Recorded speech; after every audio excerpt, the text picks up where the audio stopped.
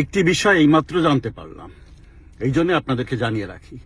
বর্তমান সরকারের সাথে সেনাবাহিনীর একটি বিরাট দূরত্ব শুরু হয়ে গেছে।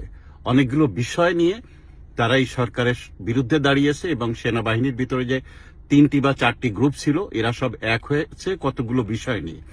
তার 1 নম্বর বিষয় হলো যে এই সরকারের নির্দেশে কোন রাজনৈতিক দলের বিরুদ্ধে তারা ওই যে রাস্তাঘাটে যেভাবে পেটাপিটি, গোলাগুলি, নেতাকর্মীদের মেরে ফেলা, হত্যা করা, এইগুলো আর করবে না। এখান থেকে তারা সরে গেল।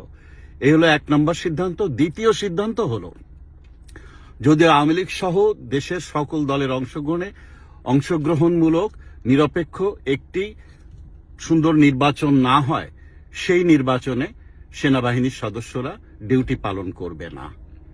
সরকারকে জানিয়ে দিয়েছে এবং এটা এইমাত্র আমি শুনলাম। আরো কয়েকটা বিষয় আছে, সেটা আমরা পরে আলোচনা করব। তার মানে ডক্টর ইউনূসের বিদায় ঘণ্টা বেজে গেছে। সেনাবাহিনী যদি এইভাবে সরে দাঁড়ায়, তাহলে কোনো কিছু দিয়েই এই সরকার আর তার নিরাপত্তা রক্ষা করতে পারবে না। প্রিয় দেশবাসী, আওয়ামী লীগ আয়োজিত এই যে ঢাকা লকডাউন প্রোগ্রাম, এটা সফল করুন।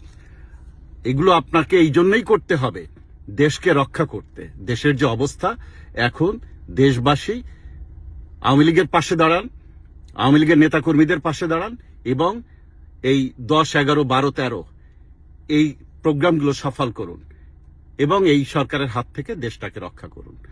আমরা শান্তিতে বাঁচতে চাই। জয় বাংলা, জয় বঙ্গবন্ধু। বাংলাদেশ চিরজীবী হোক।